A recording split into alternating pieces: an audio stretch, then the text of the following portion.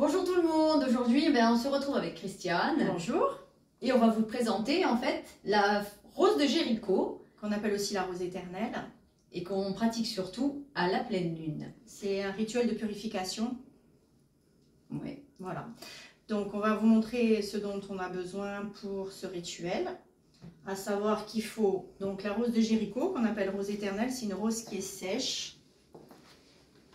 En fait, qui résiste bien à la sécheresse qu'on trouve dans les déserts et tout ça. C'est ça. Donc on voit, elle est quand même bien fermée. Voilà. Elle est fermée au maximum. Donc on a besoin donc d'une rose, d'un récipient. Il faut quand même que le récipient soit assez grand parce qu'à un moment donné, quand elle va s'ouvrir, il faut de la place. On va vous montrer ça tout à l'heure. Une pointe de quartz. Voilà, donc différentes tailles hein, pour la mettre dedans. Exactement. Et une pierre de tourmaline. De la tourmaline. Voilà. Donc pour ce rituel, donc une fois qu'on a le récipient, on met la rose de Jéricho à l'intérieur. Ensuite, on prend de l'eau, mais de l'eau de source, bien sûr. Au minéral, ouais. Au minéral, donc nous on a pris de la zille. Voilà, donc on met l'eau, là on le fait pas parce que en fait... On l'a déjà préparé. On l'a déjà préparé avant parce qu'il faut attendre 6 heures que la rose... Minimum. Oui, c'est ça. Minimum 6 heures que la rose s'ouvre bien. Une fois que la rose s'est ouverte, donc ça donne, une fois qu'on a mis l'eau, ça donne... Hop, je vais vous magie. Hop, voilà ce que ça donne. Voilà, vous voyez, elle reprend de sa verdure, elle est toute verte, elle reprend ses couleurs. Elle est bien large, donc d'où le récipient. Voilà, il faut bien un récipient pour qu'après, qu'il y ait quand même de la place pour l'eau, qu'elle puisse bien baigner dedans. Ensuite, on prend... Alors, ce qu'il faut faire d'abord, c'est une fois que les 6 heures sont passées, qu'elle s'est bien ouverte, vous retirez l'eau qu'il y a dedans. Une fois que vous avez retiré l'eau, vous remettez de l'eau propre. Et là, vous rajoutez les cristaux. Les cristaux, vous les mettez soit dessus, voilà, soit dans l'eau.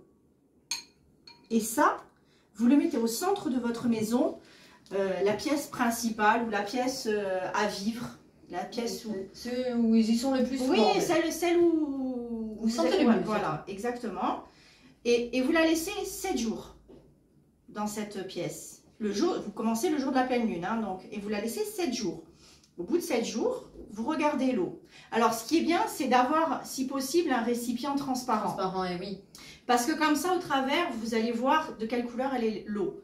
L'eau, normalement, si elle est claire, tant mieux. Ça veut dire qu'il n'y a pas de négativité dans la maison. Maintenant, si elle est trouble ou si elle est noire, ça peut arriver aussi. Dans ces cas-là, c'est que, voilà, elle s'est chargée en négativité. Ouais, elle a absorbé en fait tout le négatif qu'il y avait dans la maison. Mais quand même, il va falloir recommencer parce que voir si elle a vraiment tout enlevé.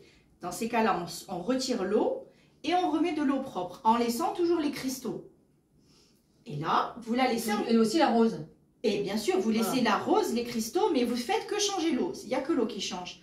Et dans ces cas-là, vous la laissez encore 7 jours. Et au bout de 7 jours, vous laissez la rose dans l'eau et vous retirez les cristaux. Les cristaux se seront rechargés en positivité. Vous les gardez sur vous. Là, ça va vous protéger à l'extérieur de tout ce qui est négatif. Et la rose continue de vous protéger. Elle continue de faire ses effets, en fait. Exactement, à la maison. Et au moment vous changez l'eau qu'au moment de la deuxième pleine lune.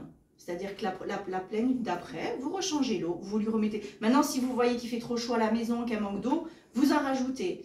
Mais vraiment enlever toute l'eau qu'il y a dedans et remettre, c'est au moment de la pleine lune. Oui, bonne vibration mais au niveau de la pleine lune, quoi. Exactement, c'est là où il y a le plus besoin et là où elle va fonctionner le mieux. Voilà. J'espère que ce rituel vous aura servi. Oui, c'est un rituel parmi tant d'autres. Il y en a plusieurs. Il y en a plusieurs à faire au moment de la pleine lune. On les mettra au-dessus de la vidéo parce que comme ça au moins chaque rituel, vous les retrouvez sur YouTube et chaque rituel. À chaque pleine lune, on remet les rituels. Voilà, et vous aurez les vidéos qui vont avec. À très bientôt et surtout, laissez rentrer un peu de magie dans votre vie.